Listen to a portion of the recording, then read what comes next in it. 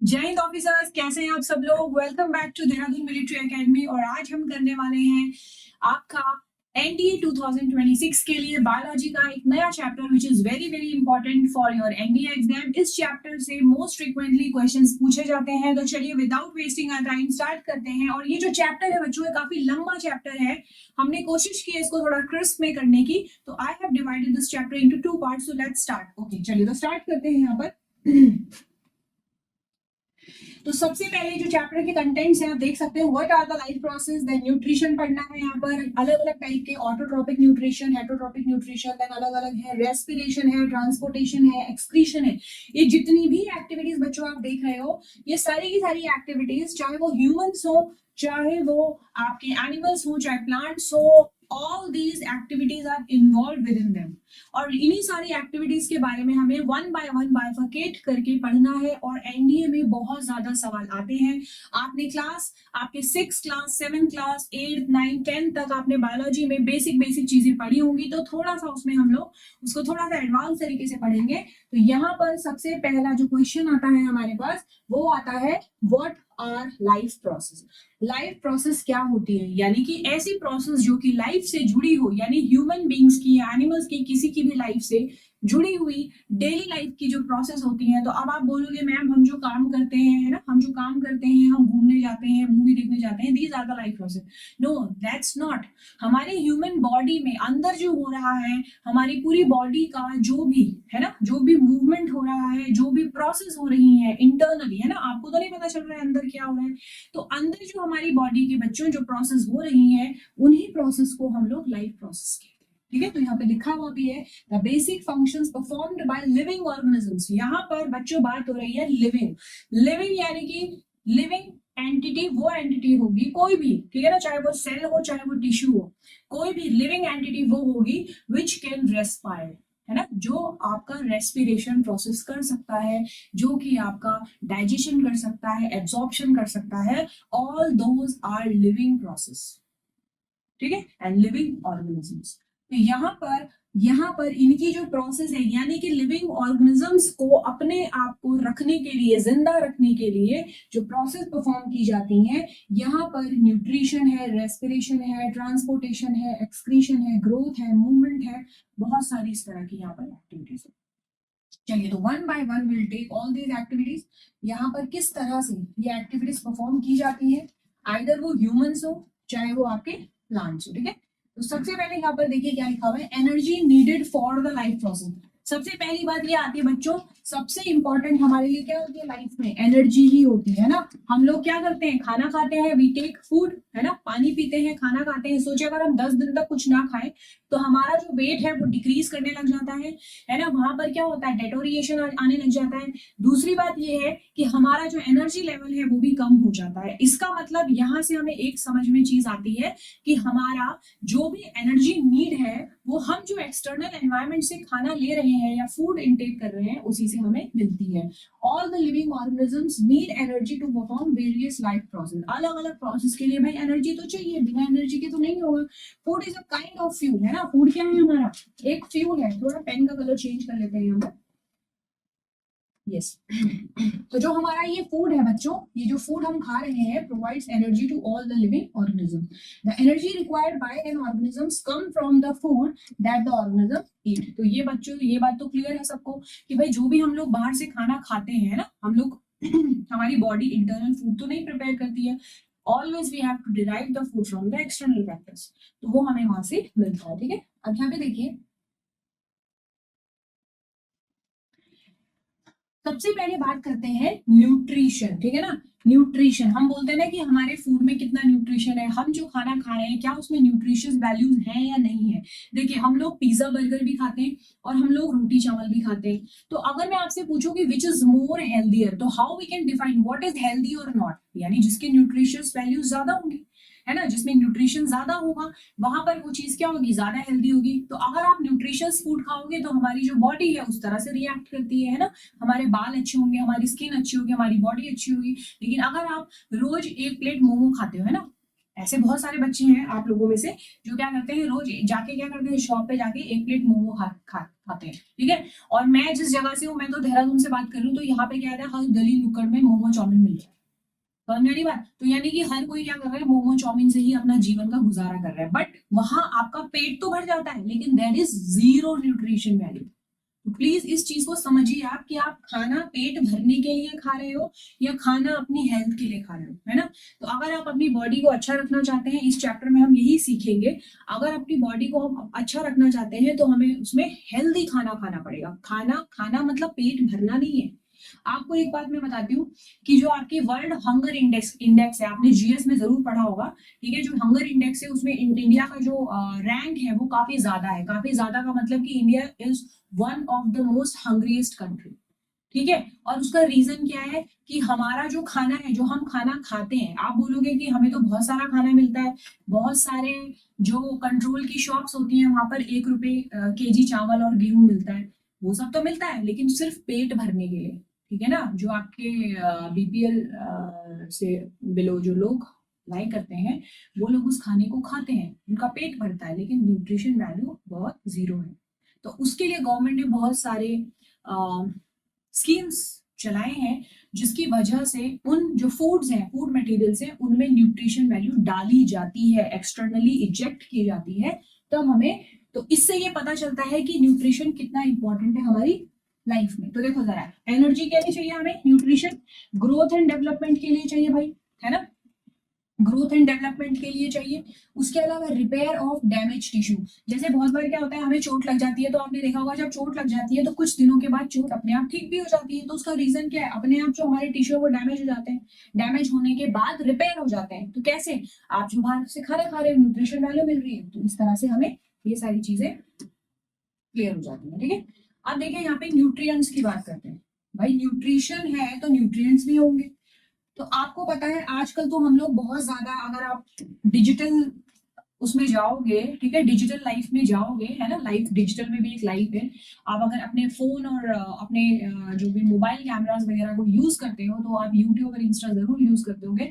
वहां पर एक होड़ चली हुई है आजकल। आजकल लोग ज्यादा कॉन्शियस हो गए हैं regarding their health, very conscious कि हमें कार्ब्स खाने, हमें बायोटिन लेना है, हमें जिंक लेना है, हमें मैग्नीशियम लेना है, हमें ये लेना है, हमें वो लेना है, प्रोटीन। जिम जो जाते हैं वो प्रोटीन इंटेक करते हैं, ये सब आप लोगों को पता है। क्यों? क्योंकि उससे मसल्स गेन होती है। कार्ब्स क्या करता है, हमें एनर्जी देता है, जीरो फैट। उसके बाद फैट और लिपिड्स हो गए, वाइटामिन एंड मिनरल्स हो गए। तो ये सारे जितने भी आपको दिखाई दे रहे हैं, यहाँ पर इसको स्टार मार्क कर लीजिए। एनडीए से सवाल आता है, एनडीए में सवाल आता है कि जो कार्ब्स है वो किन चीजों में मिल रहे हैं, प्रोटीन से क्या होता है, इससे क्या होता है, इससे क्या होता है। उसके अलावा जैसे हमारी बॉडी में जब इंटेक होता है तो ये क्या होते हैं, बहुत बड़े बड़े मॉलिक्यूल्स होते हैं, तो हमारी बॉडी इनको डाइजेस्ट नहीं कर सकती है, एब्जॉर्ब नहीं कर सकती है। तो ये क्या करते हैं, छोटे छोटे मॉलिक्यूल्स में, क्योंकि जब हम खाना खाते हैं तो वहां से फिर डाइजेशन प्रोसेस शुरू शुरू होता है ना। हमारी बॉडी को कैसे मिल रहा है, पूरी बड़ी बड़ी रोटी जो इतनी बड़ी बड़ी मॉलिक्यूल्स है उनको पहले छोटा किया जाता है, तो ये ब्रेक डाउन होता है, इनका क्या होता है, ब्रेक डाउन होता है, ठीक है। तो ये हमारे कॉन्स्टिट्यूएंट्स ऑफ क्या है, न्यूट्रिशन, ठीक है। इसके बाद नेक्स्ट है हमारा मोड्स की बात करें, ठीक है, लेने का तरीका। जो मोड्स ऑफ न्यूट्रिशन है वो क्या है, देखो, ऑटोट्रोपिक एंड हेटरोट्रोपिक। तो बच्चों ऑटोट्रोपिक न्यूट्रिशन आपने पढ़ा भी होगा।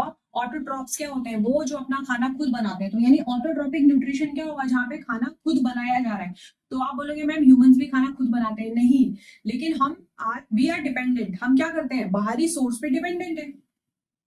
लेकिन ऑटोट्रॉप्स जो होते हैं वो बाहरी सोर्स पर डिपेंडेंट नहीं होते हैं, दे प्रिपेयर देयर ओन।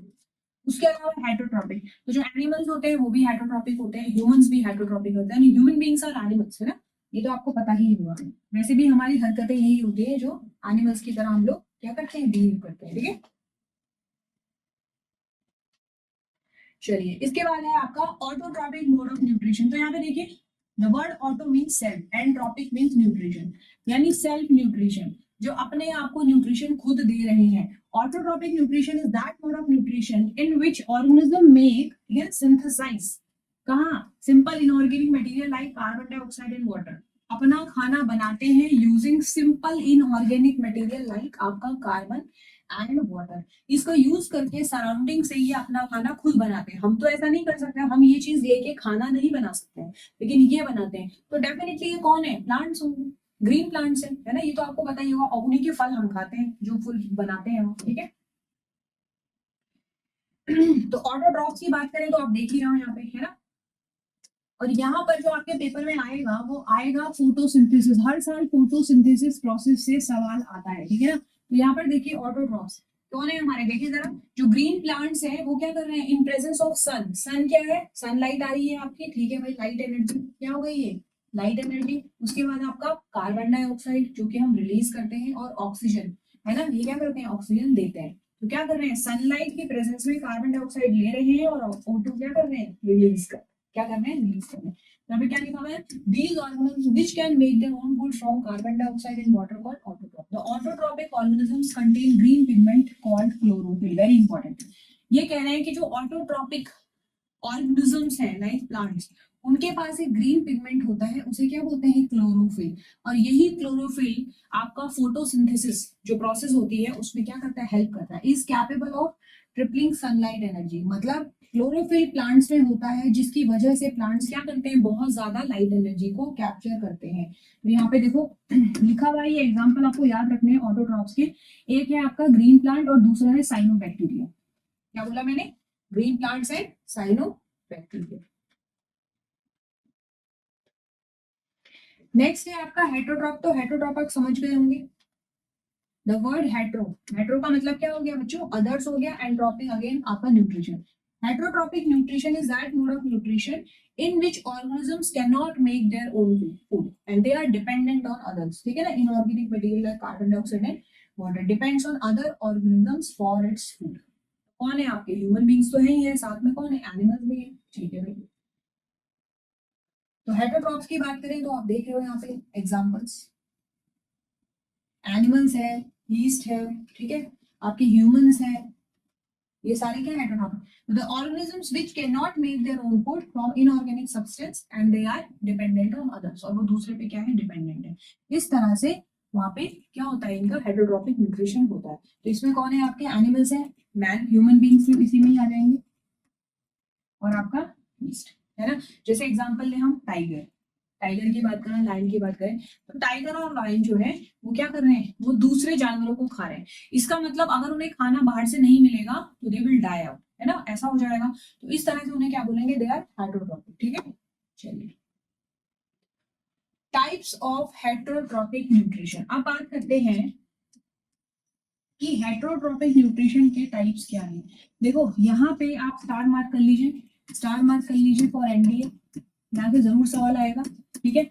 जो भी बहुत ज्यादा इंपॉर्टेंट है वो मैं आपको ऑलरेडी स्टार मार्क करवा रही हूँ। तो यहाँ पे देखिए आपका टाइप ऑफ हेटरोट्रॉपिक न्यूट्रिशन, जो हेटरोट्रॉपिक न्यूट्रिशन है वो आपको समझ में आ गया। अच्छा, यहाँ पे इनके कुछ टाइप है, जैसे सेप्रोफाइटिक है, आपका पैरासाइटिक है, और हॉलोजोइक। क्या बोला मैंने, सेप्रोफाइटिक, पैरासाइटिक एंड हॉलोजोइक। तो यहाँ पे जो सेप्रोफाइटिक है, ठीक है, अभी आगे बता रही हूँ मैं क्या है ये क्या है और ये क्या है, इनके एग्जाम्पल्स भी आपको ध्यान रखना। तो सबसे पहले देखते हैं हम लोग सेप्रोफाइटिक। जो सेप्रोफाइटिक न्यूट्रिशन है बच्चों, इसमें आपका जो ऑर्गेनिजम्स है obtain their food from decaying organic matter और dead plant, dead animal and rotten bread etcetera.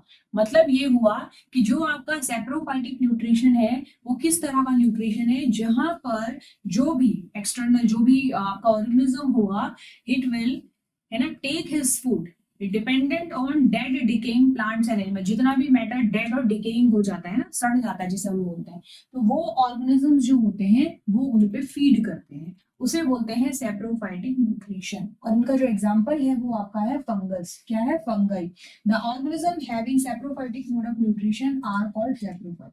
ये क्या है आपका, फंजाई। तो आपको एग्जाम्पल ध्यान रखना है अपने पेपर के लिए कि आपको बोलेगा कि फंगस जो है वो बताइए कि सेप्रोफाइटिक न्यूट्रिशन है या हॉलोजोइक है या फिर पैरासाइटिक है।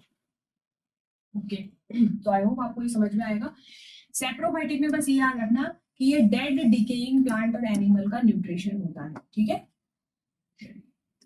नेक्स्ट बात करते हैं हमारा parasitic nutrition, very very important. और इसके देखिए एग्जाम्पल भी बहुत सारे बच्चों, प्लीज इनको ध्यान रखना। कुछ कुछ आप वैसे भी याद रख सकते हो, मैं बताती हूँ आपको अभी। जो पैरासाइट, पैरासाइट तो समझते हो ना आप लोग, पैरासाइट वर्ड तो आपने नॉर्मली सुना ही होगा, ठीक है।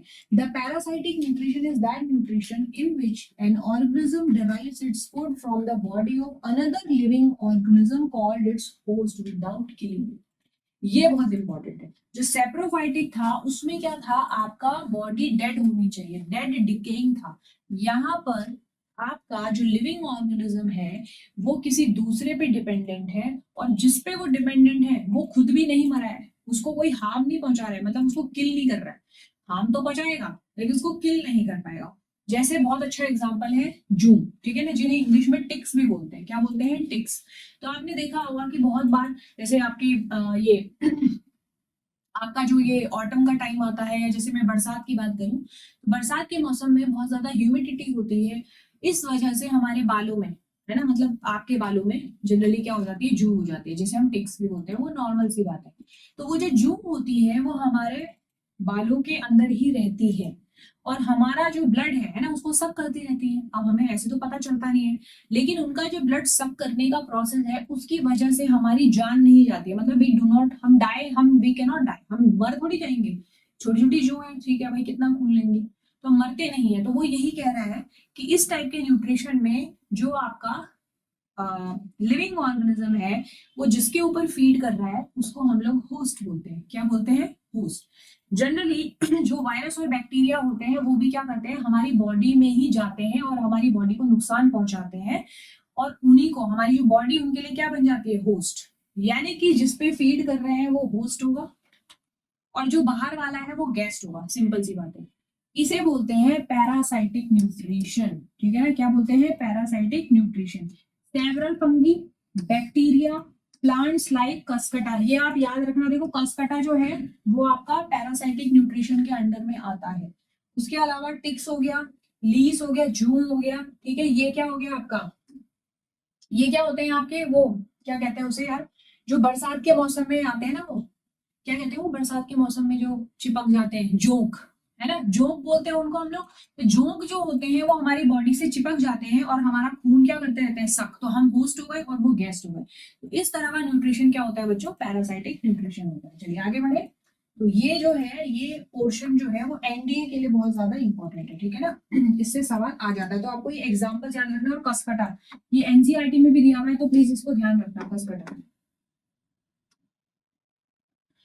इसके बाद लास्ट है आपका इसमें हॉलोजोइक न्यूट्रिशन। तो जो हॉलोजोइक न्यूट्रिशन है बच्चों, holozoic nutrition is that nutrition in which an organism take the complex organic food material into the body by the process of ingestion.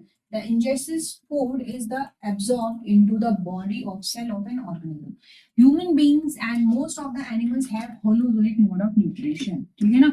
यहाँ पे क्या होता है, होलोजोइक में जो आपका लिविंग ऑर्गेनिज्म होगा वो फूड को इनटेक करेगा, उसको कुछ देर तक अपनी बॉडी में रखेगा, फिर आराम से धीरे धीरे उसको क्या करेगा, डाइजेस्ट करेगा। इस तरह के न्यूट्रिशन को बोलते हैं हम लोग हॉलोजोइक न्यूट्रिशन, और ये जनरली एनिमल्स और प्लांट्स में, सॉरी, एनिमल्स एंड ह्यूमंस में होता है। आपने देखा होगा जो एनिमल्स होते हैं, बहुत सारे एनिमल्स ऐसे होते हैं जो सारा फूड एक साथ ले लेते हैं, और उसके बाद आपने देखा होगा जैसे भैंस हो गई, गाय हो गई, बोलते हैं ना हम लोग हिंदी में जुगाली कर रहे हैं, जुगाली कर रहे हैं। तो जुगाली करने का मतलब क्या हुआ कि वो खाने को एक बार में लेते हैं, बहुत सारा, ह्यूज क्वांटिटी में, और उसके बाद क्या करते रहते हैं, वो दिन भर उसको चबाते रहते हैं ना, चबाते रहते हैं, चबाते रहते हैं। जैसे हम लोग क्या करते हैं, च्युइंगम वगैरह लेते हैं, च्युइंगम चबाते रहते हैं, उसी तरह से वो लोग क्या करते हैं, आपका खाना जो है उसको दिन भर चबा चबा के डाइजेस्ट करते रहते हैं, ठीक है। तो इस तरह के डाइजेशन को क्या बोलते हैं हम लोग, सॉरी, न्यूट्रिशन को क्या बोलते हैं हम लोग, हॉलोजोइक न्यूट्रिशन, ठीक है। तो ह्यूमंस ऑफ एनिमल्स।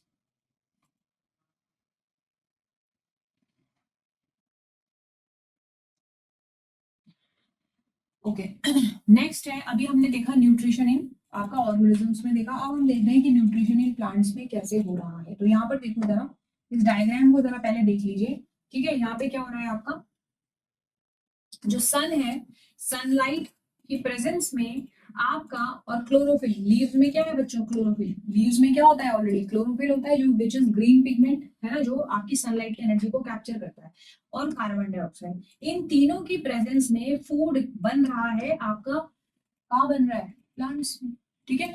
तो प्लांट्स में ये फूड बना, ठीक है, ग्लूकोज फूड बना, ठीक है भाई, और यहाँ से इसने क्या किया, ऑक्सीजन भी रिलीज कर दी।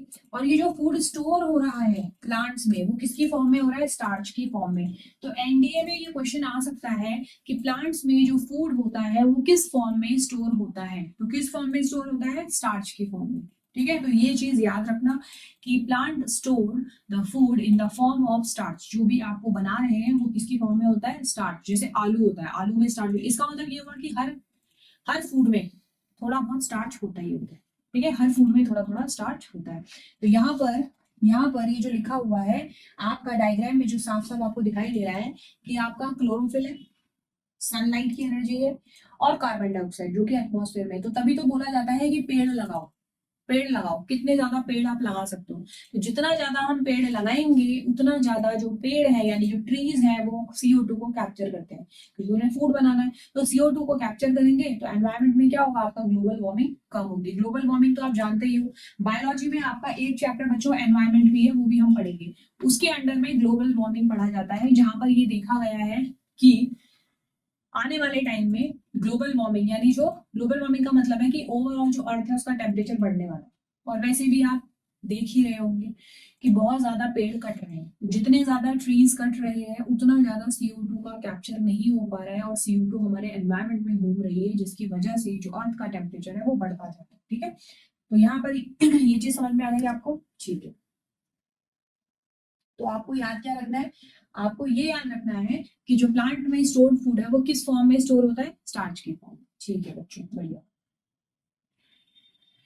Okay, the food prepared by the green plant, ठीक है, क्या लिखा हुआ है, हाँ, यहाँ पे देखो, ये हमने ये लाइन छोड़ दी। The process by which green plants make their own food, ठीक है, from carbon dioxide water using sunlight in the presence of chlorophyll is called photosynthesis process. ठीक है ना, एनडीए के लिए इंपॉर्टेंट है photosynthesis process. What is photosynthesis, आपको लगा व्हाट इज फोटो, फोटो का मतलब ही लाइट होता है। यानी green plants prepare their food in the presence of sunlight using chlorophyll and carbon dioxide is photosynthesis process.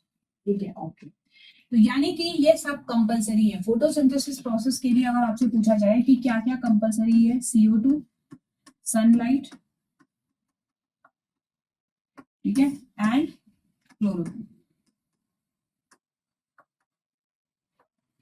तो ये आपको ध्यान रखना है, ये आपको ध्यान रखना है कि फोटोसिंथेसिस प्रोसेस के लिए ये सारी चीजें बहुत ज्यादा important.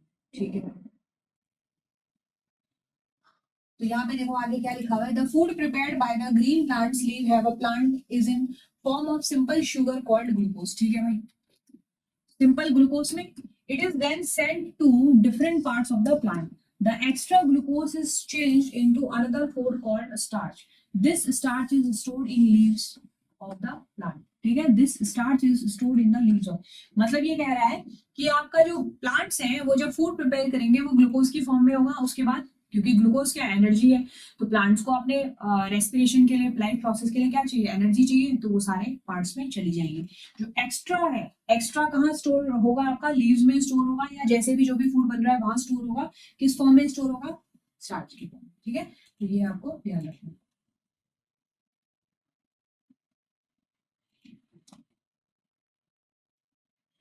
Okay, photosynthesis takes place in following 3 steps. तो फॉलोइंग 3 स्टेप्स तो आप देख लीजिए। सबसे पहले एब्जॉर्प्शन ऑफ सनलाइट हो रहा है, conversion of sunlight into chemical energy. ये आपसे पूछा जाता है, देखो स्टार मार्क करो यहाँ पे।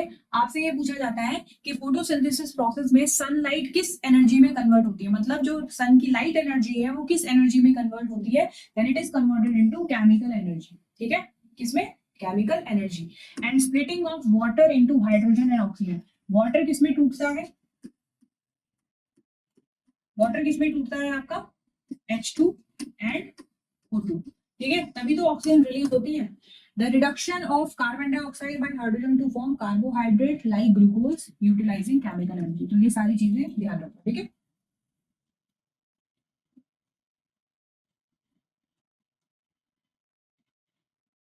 Okay, how the plants obtain carbon dioxide. चलिए तो ये देखते हैं हम लोग कि हमारा जो एनवायरनमेंट है, हम कह रहे हैं कि जो एनवायरनमेंट है उसमें बहुत सारा कार्बन डाइऑक्साइड है, और वो जो कार्बन डाइऑक्साइड है वो प्लांट्स कैसे ले रहे हैं तो प्लांट्स कैसे ले रहे हैं सॉरी, थ्रू लीव्स। किसके थ्रू, लीव्स। देखो, there are large number of tiny pores, ठीक है, called stomata on the surface of the leaves of the plant. तो पहला सवाल ये है कि स्टोमेटा कहाँ होता है, कहाँ होता है stomata, leaves of the plants, जो भी प्लांट्स होते हैं उनके कहाँ होते हैं, लीव्स पे होते क्या है, टाइनी पोर्स। उन टाइनी पोर्स को हम लोग क्या बोलते हैं, स्टोमेटा। और कहाँ होते हैं वो, लीव्स में होते हैं। ठीक है भाई, the stomata pore is surrounded by a pair of guard cell.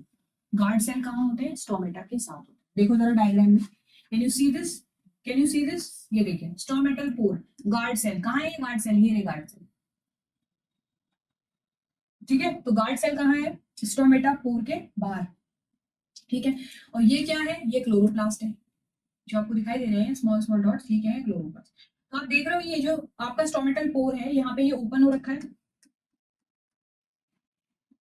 यहाँ पे क्या है, क्लोज हो रखा है। यानी ये ओपन और क्लोज दोनों हो सकता है with the help of guard cell. ठीक है, तो यहाँ पे लिखा हुआ है the opening and closing of stomata pores is controlled by the guard cell. Very very important, ये पूरा पोर्शन एक्चुअली में, ये पूरा चैप्टर ही एनडी के लिए बहुत ज्यादा इंपॉर्टेंट है, ज्यादा इसी चैप्टर से सवाल पूछे जाते हैं। ठीक है, मतलब यही चैप्टर बहुत ज्यादा रिलेवेंट है, बाकी चैप्टर भी है पर उनसे इतना ज्यादा नहीं पूछा जाता।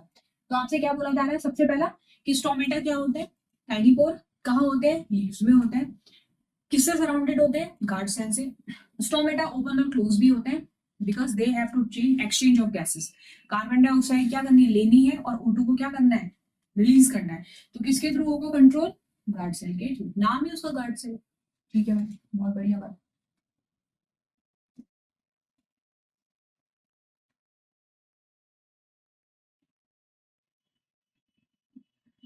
How the plants obtain water for photosynthesis. अच्छा, अब बात है कि जो आपका प्लांट्स है वो वाटर कैसे एब्जॉर्ब करते हैं फोटोसिंथेसिस के लिए। वाटर भी तो चाहिए है ना, तभी तो वाटर ब्रेक करेगा आपका H2 और O2।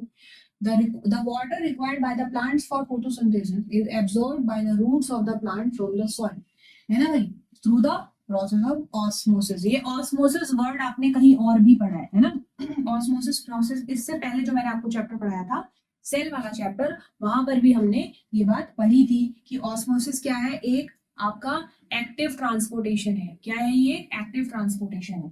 ठीक है, तो इस ट्रांसपोर्टेशन में यहाँ पर जो प्लांट है वो अपना वाटर कैप्चर कहाँ से कर रहे हैं, तो हम प्लांट्स को पानी देते हैं ना, सॉइल में पानी डालते हैं, तो सॉइल में यहाँ पर ऊपर की तरफ को पानी क्या होता है आपका, एब्जॉर्ब होता है, और इसे कैपिलरी एक्शन भी बोलते हैं। क्या बोलते हैं, capillary action.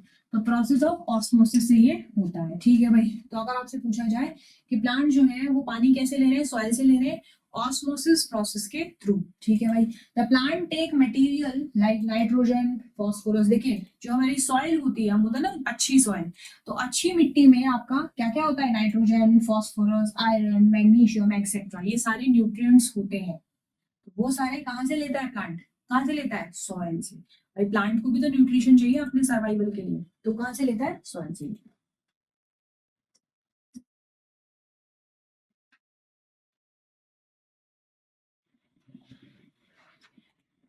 Okay, next site of photosynthesis. तो साइट ऑफ फोटोसिंथेसिस क्या है आपका, क्लोरोप्लास्ट।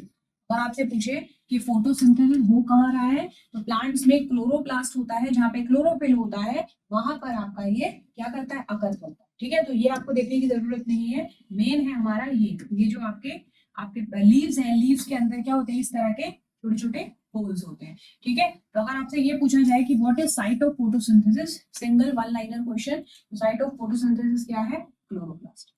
और क्लोरोप्लास्ट के अंदर ही क्या होता है, क्लोरोफिल।